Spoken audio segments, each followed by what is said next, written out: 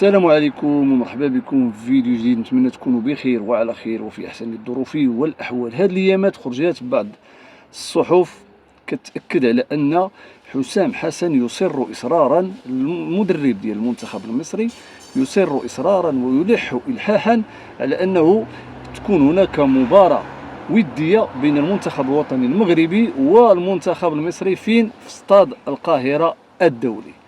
كنشوفوا الاعلام المصري كامل خارج بضجه بان المصر احسن من المغرب، وانتم منين نتوما احسن من المغرب لا في التصنيف ولا درتوا احسن كاس العالم، فسيروا لعبوا مع شي واحد اخر. علاش تمشيو تقلبوا على واحد؟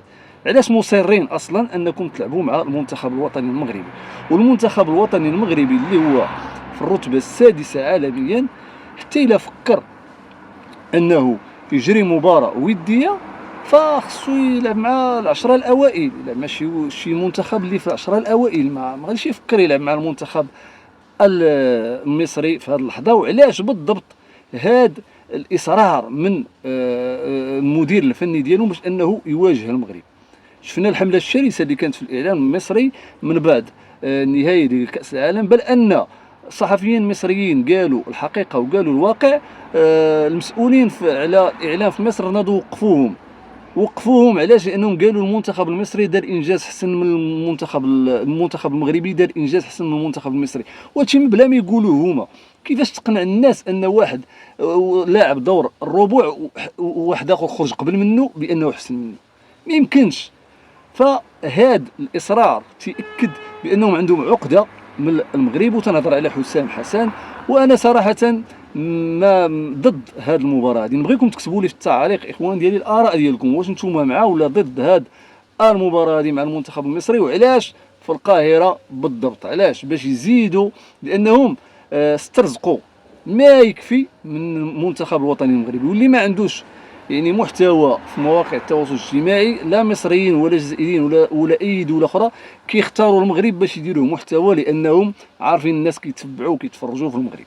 ف كنتمنى من الجامعه الملكيه المغربيه انها ما تقبلش هذه المباراه هذه. وبالنسبه للمصريين ننصحكم واحد النصيحه لحسام حسن: ولا سيروا لعبوا مع اللي في المستوى ديالكم.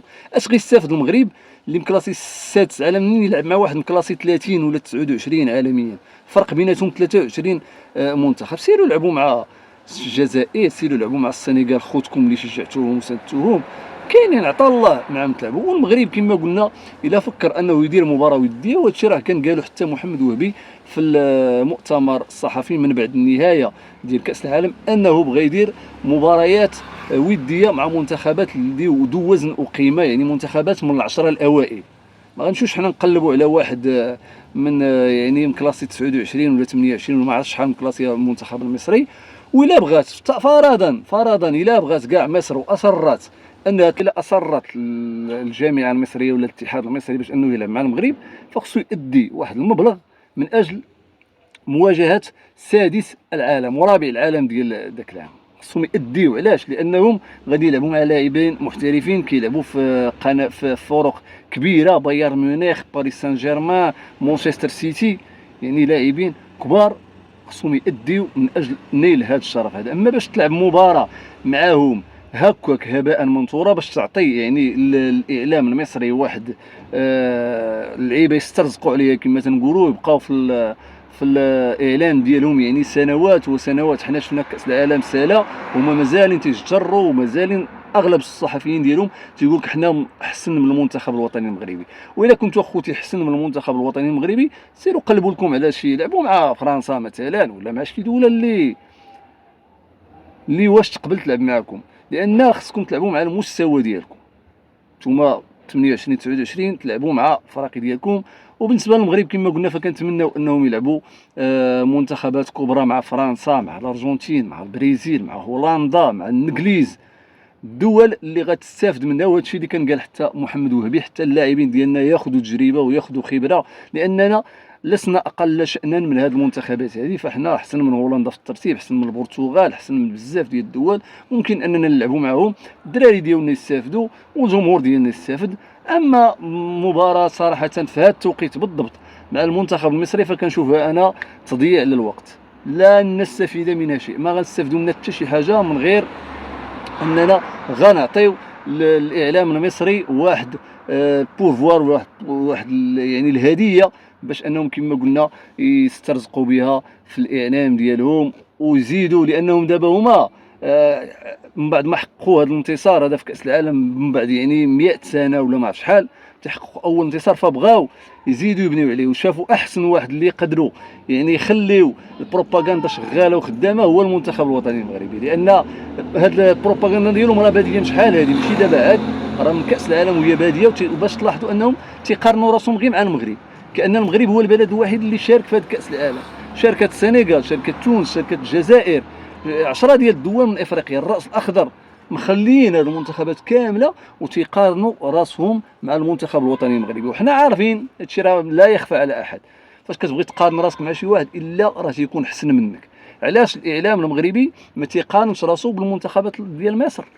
علاش؟ حيت متاكدين مليار في المية بان المنتخب الوطني المغربي فايتهم بسنوات وسنوات ضوئيه. وراه كما قلنا يعني منين هضروا اعلاميين مصريين بالحقيقه والواقع ناضوا وقفوهم، عطاوهم تهديدات، جاوهم انذارات، وراه خرجوا، راكم شفتوا في مواقع التواصل الاجتماعي خرجوا اعلاميين مصريين تيقول لك غير يشرحوا لنا حنا علاش عطاونا هاد الانذارات. ما عرفتيش انا غادي نقول لك، عطاوك انذار لانك قلتي المغرب احسن من مصر وما مشيتيش معاهم في البروباغندا ديالهم. والله العظيم اخوتي كيبان لي بان الاعلام يعني المصري يعني تكرغل بواحد الشكل كبير، خصوصا في هذا كاس العالم. كنا كنحترموهم، كنا تنقدروهم، ولكن هاد الدرجه ديال السوء اللي شفنا منهم في هذا كاس العالم يعني خلاتنا نعيدوا النظر في بعض المنابر ديال الاعلام المصري. ماشي كلشي، ماشي الشعب المصري كامل، ولكن بعض المنابر اللي ولاو معروفين وهما على رؤوس الاصابع، يعني ولاو الشغل الشاغل ديالهم هما ينتقدوا المغرب، ينتقدوا القجع. وراه خبر اللي كيروج مؤخرا هو ان القجع غادي يحيد من الجامعه وغيمشي للسياسه. وباش تهنيونا النيت من هذه البكايه ديالكم ديال القجع، لا نتوما ولا الجزائريين، القجع دار، القجع فعل، القجع ترك. ربما الخليفه ديالو غيكون صدمه ومفاجاه لهاد الناس هادو، لان كره القدم المغربيه الحمد لله تحطات في المسار الصحيح ديالها وغاده، سواء كان القجع او كان رئيس اتحاديه اخر، لان السياسه هي السياسه ديال جلاله الملك. والقجع كان احسن واحد يعني صراحه كيوظف هذه السياسه هذه، وكنتمناو اللي غيجي موراه يمشي في نفس المسار باش اننا نزيدوا نطوروا كره القدم المغربيه ونزيدوا بها للامام، ولا عزاء للحاقدين. وغادي يبقاو دائما العقده الابديه ديالهم هو المغرب، هو كره القدم المغربيه. وكما تيقول المثل المغربي عاند لا تحسد. يمكن لكم تعاندوا المغرب، ديروا بحالو، تستافدوا من الخبره ديالو. المغرب راه ما كيبخلش على الدول الافريقيه باش انه يعطيهم الخبره ديالو والتجربه ديالو باش هما يطوروا المستوى ديالهم ويزيدوا، لان المغرب فيه ناس التربيه ديال الملوك، ما تنحقدوا على حد، ما تنحسدوا حد، بالعكس كنبغيو الخير لجميع المنتخبات الافريقيه والعربيه. ولكن كأس افريقيا الاخيره بينات لنا بان هناك بزاف ديال يعني ديال الافارقه اللي ضد المغرب وخرجوا كيحتفلوا بالهزيمه المغرب امام السنغال. وهنا عرفنا شكون معنا وشكون ضدنا. عاش المغرب لا عاش من خانه. نشوفكم فيديو جديد والسلام عليكم.